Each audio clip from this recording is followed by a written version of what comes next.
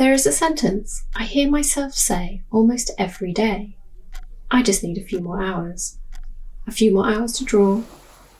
A few more hours to go outside. A few more hours to make ink. A few more hours to finish the ideas waiting in my head. But the truth is, there are never enough hours for everything. Somewhere between bringing the Inky Alchemist Society to life and its subsequent launch, I have been thinking a lot about time. Not productivity. Time. Having the time to breathe. Having the time to disappear into my creative flow. Allowing me to lose an afternoon, but in a meaningful way. Lost to my creativity rather than consumed by endless deadlines and to-do lists. It's the kind of time I seem to spend chasing, but not actually catching up to.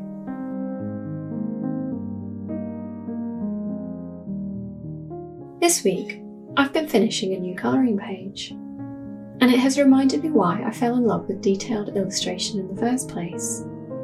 Every tiny object, every line tells a story. Every little corner invites you to take a closer look. The funny thing is, this is exactly the kind of work I wish I had more time to make. These details don't happen quickly. They need patience, curiosity, space. They need time.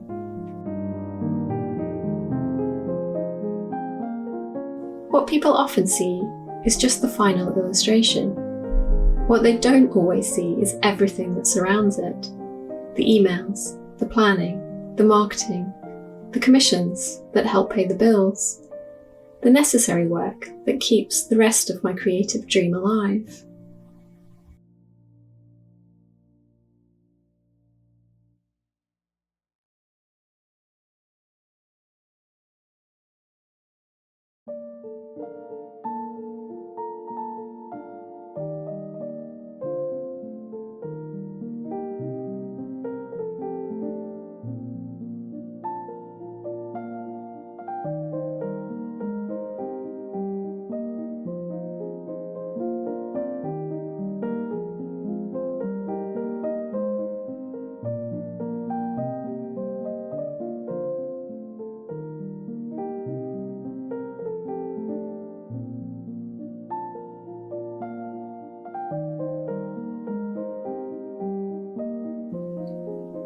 I think one of my biggest struggles is that I'm interested in too many things. I want to draw. I want to make ink.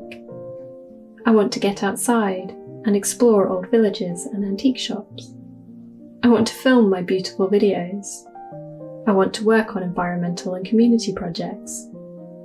I want to spend time in the garden and be out in the sunshine. I want to restore Olive.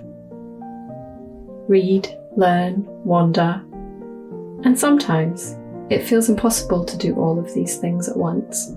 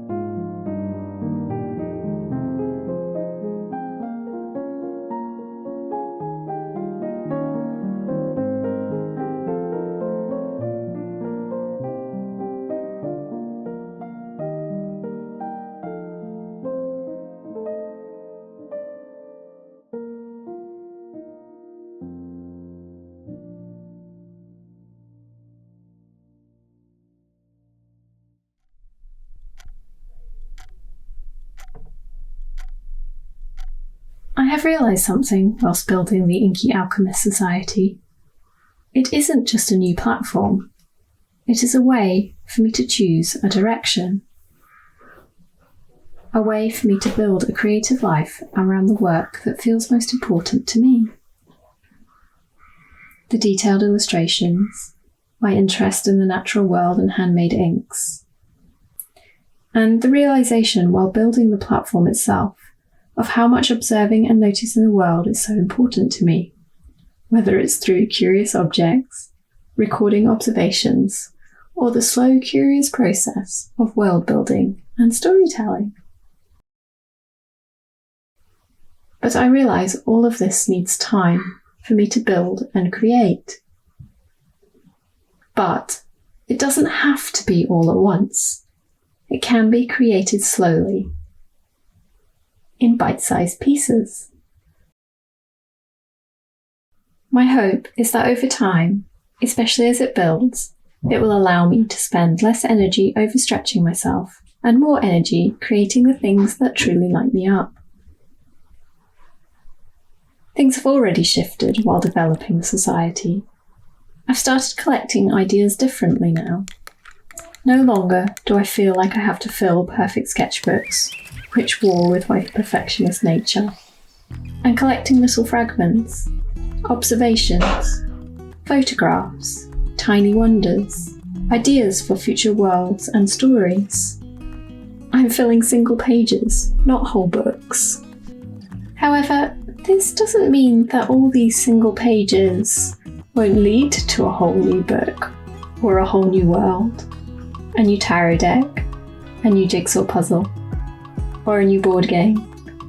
Don't they say that from little acorns mighty oak trees grow?